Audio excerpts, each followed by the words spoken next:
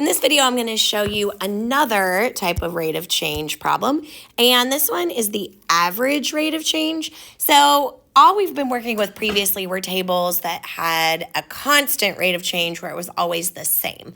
But in real life, a lot of the time, the rate of change isn't going to be the same. When I went running on my weekly run this weekend, I was running more slowly when I was going up a hill than I was when I was just running flat on the street. So the rate of change often isn't constant.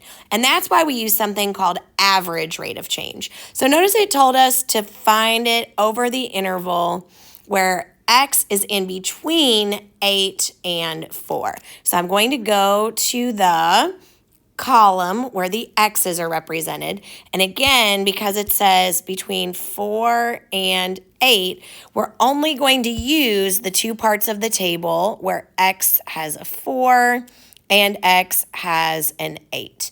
And don't forget, just a little off-topic reminder here, that is just another way for saying y. Remember, that's function notation. So we're still doing x and y. It's just that we're using function notation for the y portion. So the formula for rate of change is still exactly the same, even on an average rate of change. Okay, so the first thing we need to do is find our change in our y values.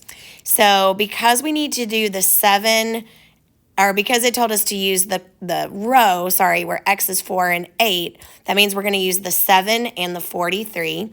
So what kind of a change is that? Well, that is an increase, and it's an increase of 36. So I've got my 36 here. And then remember that that's divided by your change in your x values. So we're looking from 4 to 8. That is an increase of 4. So we're going to do 36 divided by 4, which happens to simplify to a 9. So the average rate of change for this table is, for the interval that they requested between 4 and 8, is 9. Here's another example, just really quickly so that you can see one more. And again, I'm going to look and see what two intervals did they ask us to use. So they asked us to use it for when x was bigger than 18 but smaller than 24. So we're going to look at this row and this row, which just happen to be back to back. And we're going to use our same formula that we did in the previous example. So our change in our y, so from 40 to 39, that is a decrease this time. So that's going to be a -1. And then our change in our x is from 18 to 24. That is an increase of 6.